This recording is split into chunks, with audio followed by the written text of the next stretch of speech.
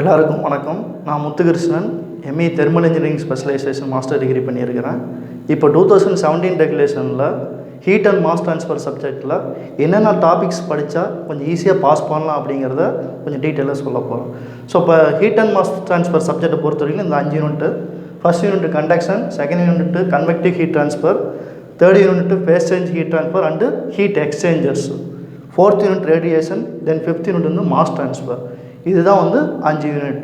So இப்போ ஒவ்வொரு யூனிட்லேயும் என்னென்ன டாபிக்ஸ் இருக்குது, அந்த டாபிக்ஸில் எதாவது படித்தா ஈஸியாக பாஸ் பண்ணலாம் அப்படிங்கிறத நான் டீட்டெயிலாக சொல்ல போகிறேன். ஸோ அதுக்கு முன்னாடி காமனாக நம்ம எக்ஸாமை ஃபேஸ் பண்ணும்போது மினிமம் எதெல்லாம் படித்தா பாஸ் பண்ணலாம் அப்படிங்கிறது இது வந்து இந்த ஒரு ஐடியா வந்து எல்லா சப்ஜெக்ட்டுக்கும் பொருந்தும். அதை கொஞ்சம் டீட்டெயிலாக சொல்லிடுறேன்.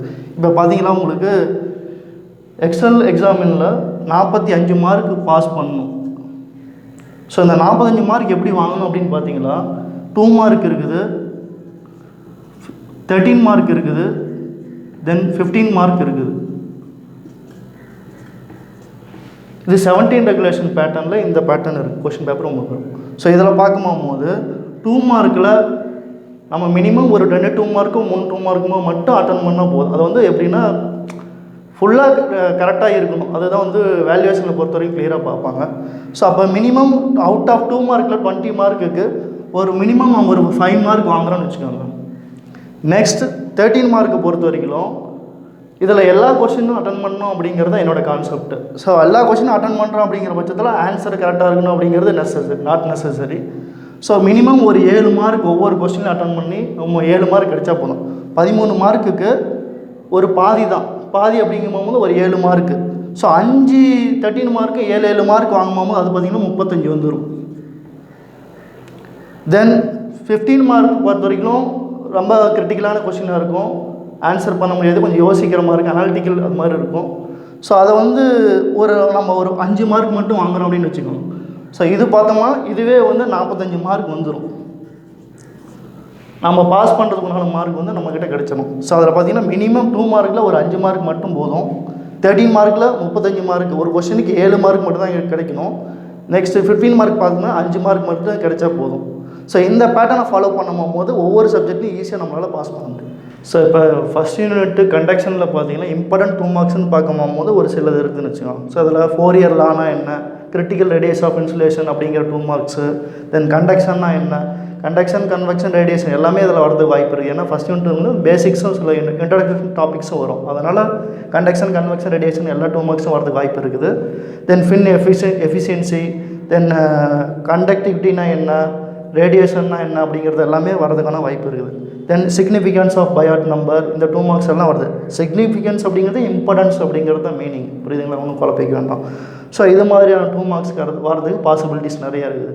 தென் 13 மார்க் 15 மார்க் பொறுத்த வரைக்கும் ஃபஸ்ட் யூனிட்டில் இந்தந்த டாபிக்ஸ் வந்து மோஸ்ட் இம்பார்ட்டன்ட் டாபிக்ஸ்ன்னு சொல்லலாம். ஸோ இதில் வந்து ஒரு 3 கேட்டகரியாக பிரிக்கிறேன் நான். இந்த 1 dimensional steady state heat conduction இல்லாத அதில் பிளேனு, சிலிண்டர், காம்போசிட் சிஸ்டம்ஸு, அது மாதிரியான அதாவது பிரிக்ஸு, ராக்கு, பிளேன் ஸ்ட்ரக்சர்ஸு, காம்போசிட் சிஸ்டம்ஸு, அதெல்லாம் ஒரு ப்ராப்ளம்ஸ் வரும். ஸோ அதெல்லாம் சேர்ந்தது ஒரு டாபிக்ஸும். தென் எக்ஸ்டர்னல் சர்ஃபேஸ்ன்னு சொல்கிறோம், அந்த ஃபின்ஸுன்னு சொல்கிறோம் இல்லைங்களா? ஸோ அதை வந்து இன்னொரு டாபிக். இதில் பார்த்தீங்களா இன்சுலேட்டட் ஃபின்னு ஷார்ட் ஃபின்னில், நாட் இன்சுலேட்டட் ஃபின்னு ஷார்ட் ஃபின்னில், அண்ட் இன்ஃபைனைட்லி லாங் ஃபின் அப்படிங்கும்போது லென்த்து கொடுத்துருக்க மாட்டாங்க. ஸோ இந்த ஃபின்னில் பார்த்தீங்கன்னா இந்த 3 டைப் ஆஃப் ப்ராப்ளம் வருது. தென் லாஸ்ட் டாபிக் பார்க்கும்போது இதில் 3 சப்டிவிஷன்ஸ் வரும். Lump analysis, semi infinite solids, infinite சாலிட்ஸ்ன்னு சொல்லுவோம். ஸோ இதில் எல்லாத்துக்கும் வந்து கிட்டத்தட்ட ஒரே மாதிரியான ப்ராப்ளமாக தான் இருக்கும்.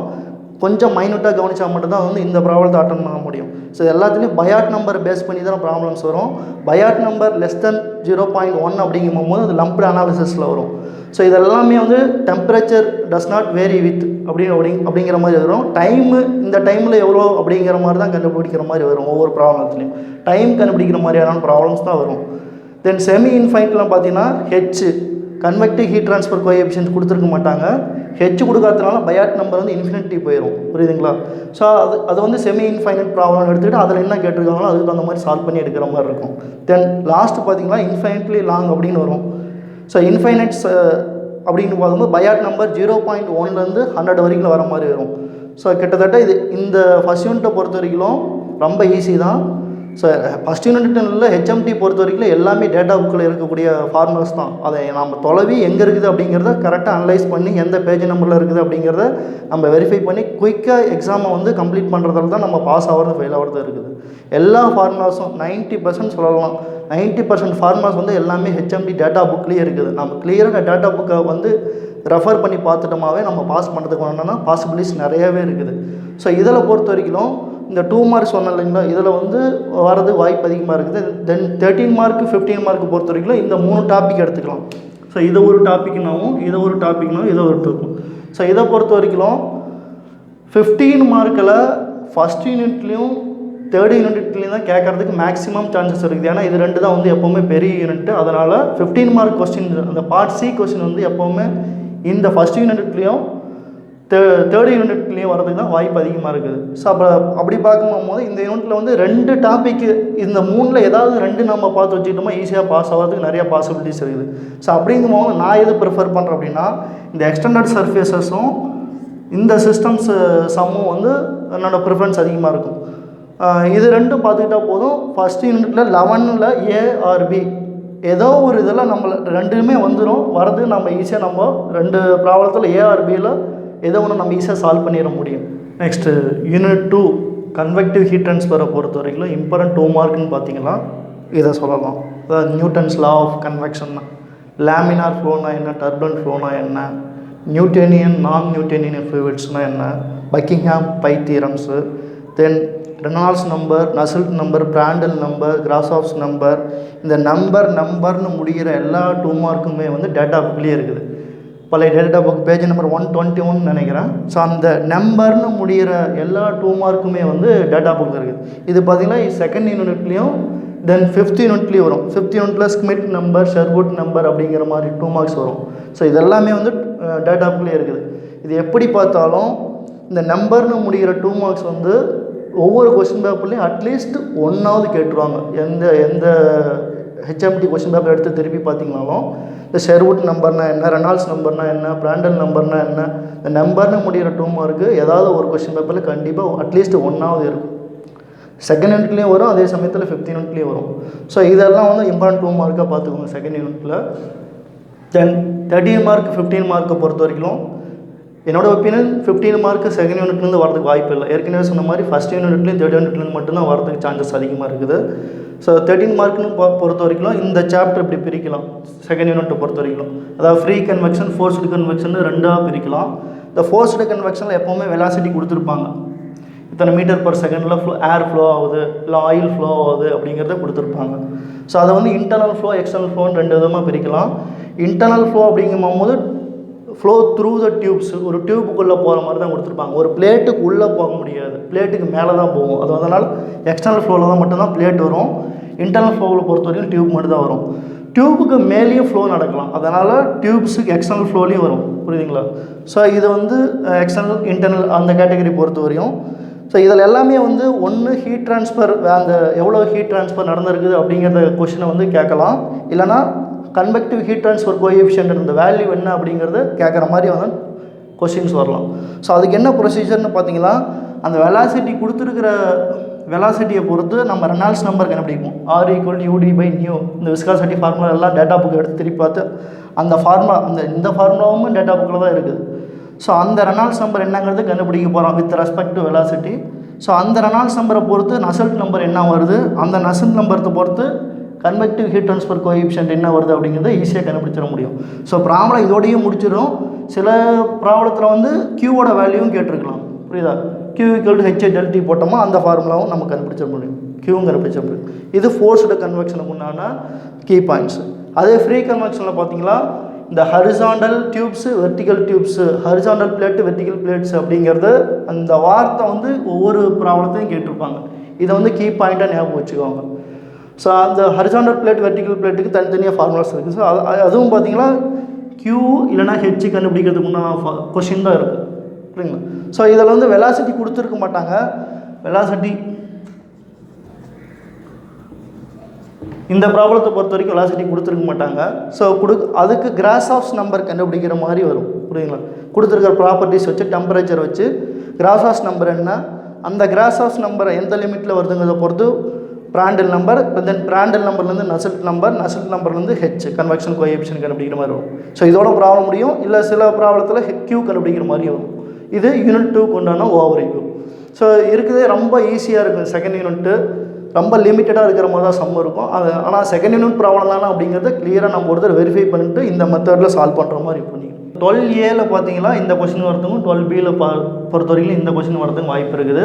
பட் இதில் எது ரொம்ப இம்பார்ட்டன்ட் அப்படிங்கும்போது ஃபோர்ஸ்டு கன்வெக்ஷன் கொஞ்சம் ஃபுல்லாக பார்த்துட்டோமா இப்போ இந்த மேக்ஸிமம் பாசிபிலிட்டிஸு 12A ஆர் Bயில் வந்து இது வரதுக்கு வாய்ப்பு இருக்குது. புரியுதுங்களா? ஸோ உங்களோட கான்சன்ட்ரேஷன் ஃபுல்லாக வந்து ஃபோர்ஸ்டு கன்வெக்ஷனில் இருந்ததுன்னா ஈஸியாக பாஸ் பண்ணுறதுக்கு வழியாக இருக்கும். நெக்ஸ்ட் யூனிட் 3 பொறுத்த வரைக்கும் phase change, heat transfer and heat exchangers. So இதை வந்து 2 விதமாக பிரிக்கலாம். பேஸ் சேஞ்ச் ஹீட் ட்ரான்ஸ்ஃபர் ஒரு பகுதியாகவும் ஹீட் எக்ஸ்சேஞ்சர்ஸ் இன்னொரு பகுதியாகவும் பிரிக்கலாம். ஸோ இதில் இம்பார்ட்டன்ட் 2 மார்க்னு பார்த்தீங்கன்னா பாயிலிங்னா என்ன, கண்டென்சேஷன்னா என்ன அப்படிங்கிறது கேட்கலாம். Then overall heat transfer coefficient U அப்படிங்கிறது கேட்கலாம். Then effectiveness of heat exchanger, heat exchanger types இதெல்லாம் கேட்கறதுக்கு நிறையா வாய்ப்பு இருக்குது.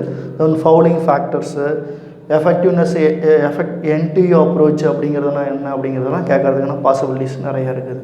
தென் 13 மார்க் பொறுத்த வரைக்கும் இந்த ஏற்கனவே சொன்ன மாதிரி 2 சாப்டராக பிரிக்கலாம். இந்த ஃபஸ்ட்டு சாப்டரில் ஃபேஸ் சேஞ்சு, செகண்ட் சாப்டரில் ஹீட் எக்ஸ்சேஞ்சர்ஸு. ஸோ ஃபேஸ் சேஞ்சை பொறுத்த வரைக்கும் பாயிலிங், கண்டென்சேஷன் 2 சப்டிவிஷன்ஸ் வரும். ஸோ பாயிலிங் அப்படிங்கும்போது நியூக்ளியேட் பாயிலிங், ஃபிலிம் பாயிலிங் அப்படிங்கிறது இம்பார்ட்டன்ட் டாபிக்ஸாக இருக்குது, நிறையா இருக்குது. So nucleate boiling, film boiling பொறுத்த வரைக்கும் பார்த்தீங்கன்னா இந்த டெல்டி சேஞ்ச் இன் டெம்பரேச்சர் டிஃப்ரென்ஸை பொறுத்து தான் அது நியூக்ளியேட் பாயிலிங்காக ஃபிலிம் பாயிலிங்காக அப்படிங்கிறது முடிவு பண்ண முடியும். ஸோ நியூக்ளியேட் பாயிலிங்காக இருந்ததுன்னா டெல்டி டிஃப்ரென்ஸ் வந்து லெஸ் தென் 50 டிகிரிஸ் வரும். 50 டிகிரிஸோட அதிகமாக இருக்குன்னா அது வந்து ஃபிலிம் பாயிலிங் அப்படிங்கிற சாப்டருக்கு போயிடும். ஸோ இதில் எல்லாமே வந்து இந்த கியூ கண்டுபிடிக்கிற மாதிரி ப்ராப்ளம்ஸ் தான் வரும்.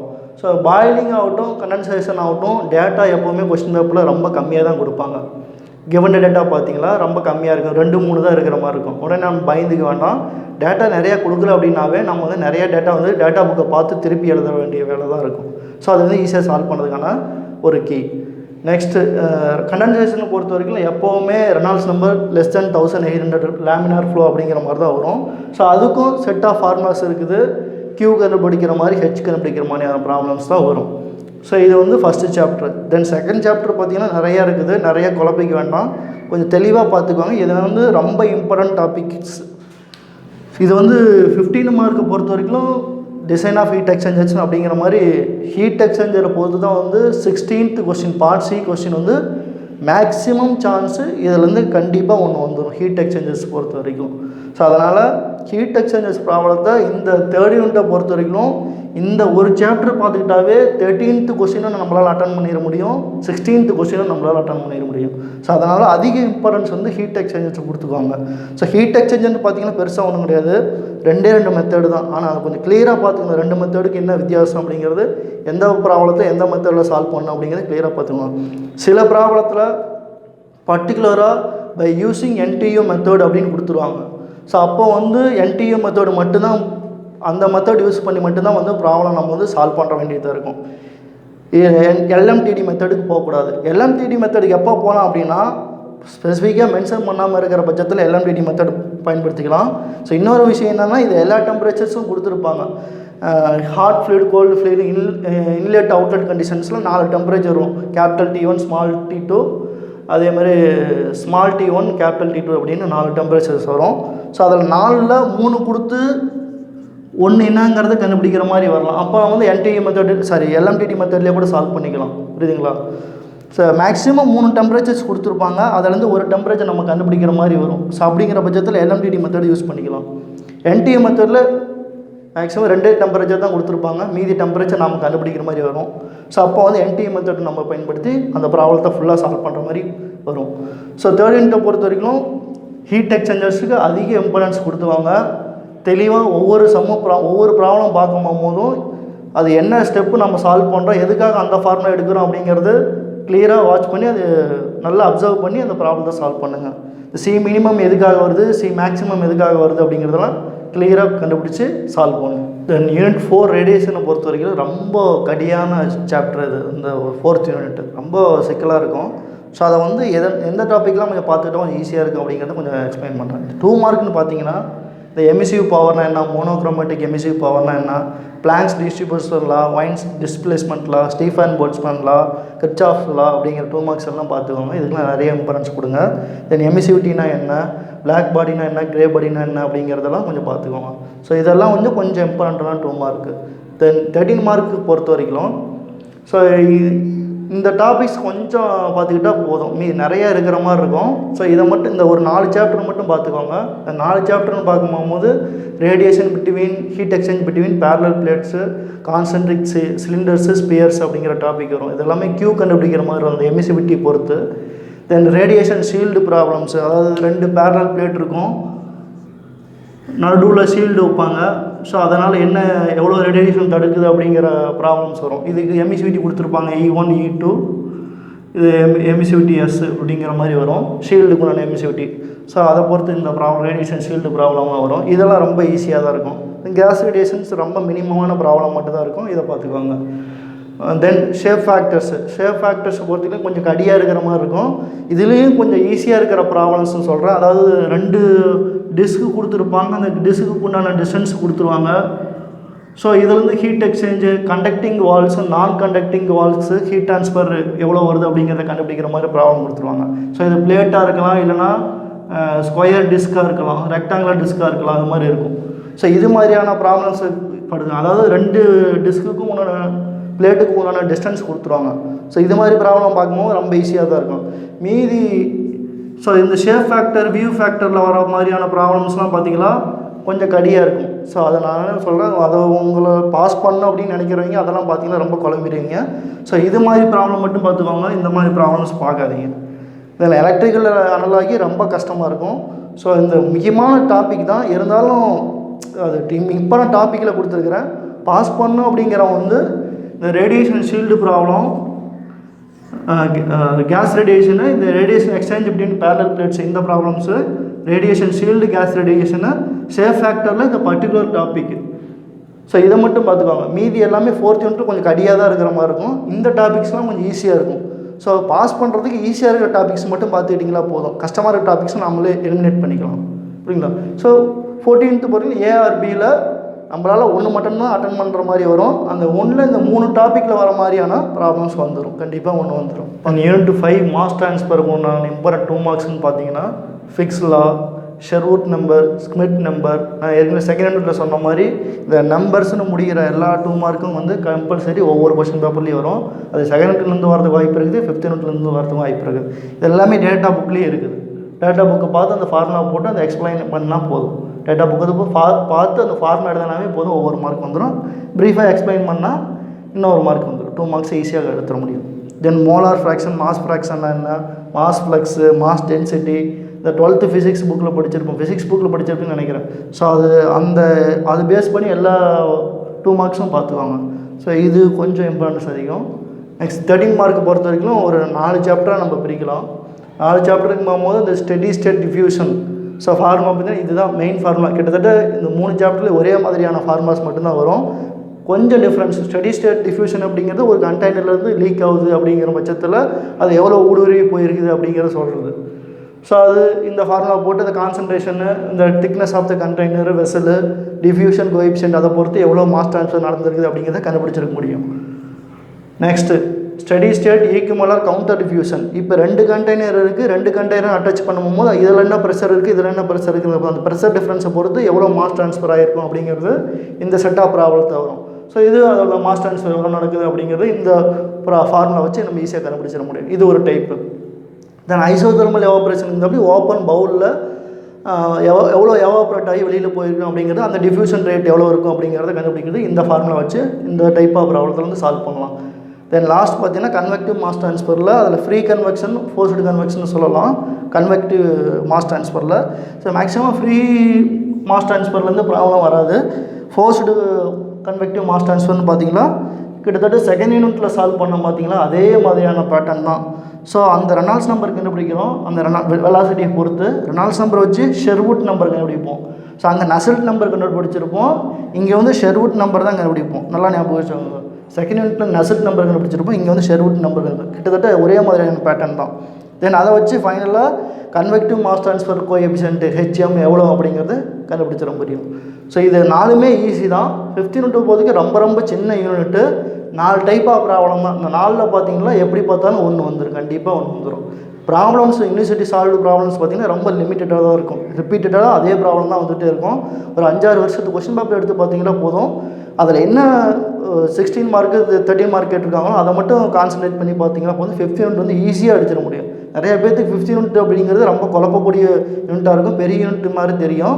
ரொம்ப ஈஸி, கொஞ்சம் இந்த கான்செப்ட்ஸ் ஞாபகம் வச்சுட்டிங்கன்னா போதும் ரொம்ப ரொம்ப ஈஸி. 15 யூனிட்டுங்கிறது ஈஸியாக மார்க் எடுக்கக்கூடிய யூனிட்டு.